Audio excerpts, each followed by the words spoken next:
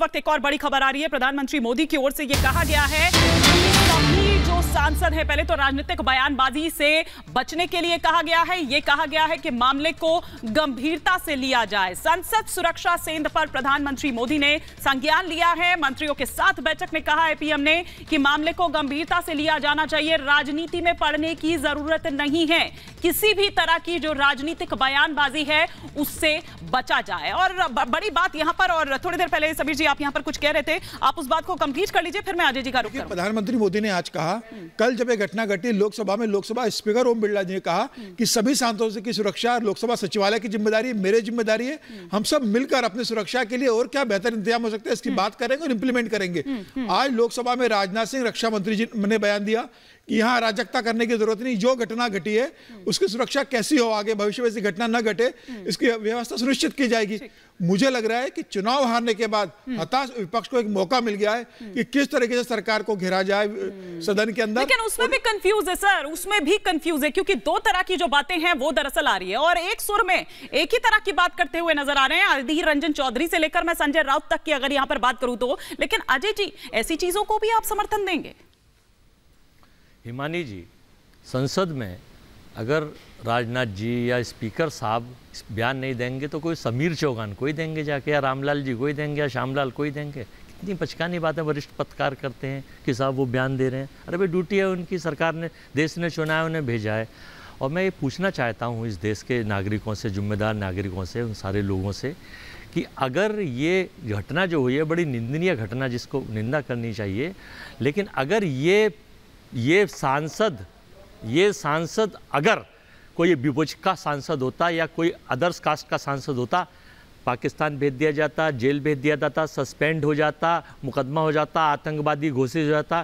क्योंकि ये भाजपा के नाते के हैं, रिश्ते के हैं, इनकी पार्टी के हैं। अच्छा। पास इनका बना है, इनके द्वारा प्रताप जो हैं, जो मैसूर से सांसद हैं, वही कार्यवाही नहीं है। तो ये लोकतंत्र में दोहरा मापदंड, हिटलर भी यही काम करता था जर्मन में, और उसका प्रोपोगेंडा मिनिस्टर जो जोसेफ गब्बाल था वो भी यही काम करता था। लेकिन जब अंत हुआ था तो ये जनता है, सब जानती है, पहचानती है। सारी बात कही, मेरे बात का केवल फाइनल करूंगा मैं, फाइनल करूंगा हिमानी जी। देखिए, इसके खिलाफ उस सांसद को मैं मांग करता हूं अपनी पार्टी की तरफ से और देश के 144 करोड़ लोगों से अरेस्ट करा जाए, जेल भेजा जाए, सस्पेंड करा जाए, सदस्यता रद्द की जाए, मकान छीना जाए। राहुल गांधी का मकान छीन लेंगे, ओया मित्रा का आप सस्पेंड कर देंगे, जरा सी बात पर कोई मुकदमा नहीं है। तो ये जो दोहरा मापदंड है इनका, इनके मुखौटों चेहरों का, इनकी सेल कंपनियों का, इनके नेताओं का, इनके प्रवक्ताओं का, ये हिंदुस्तान के हित में नहीं है। ठीक है, वेद भूषण जी कुछ कहना चाह रहे हैं जी। हिमानी, कल मैं इसी चैनल पर बैठा था, आपके इसी ऑडिटोरियम में। अर्नब गोस्वामी के साथ मेरे बराबर में एक एमपी बैठे थे, मेंबर ऑफ पार्लियामेंट, 20 साल पुलिस की नौकरी में इंस्पेक्टर रहे आंध्रा पुलिस के अंदर।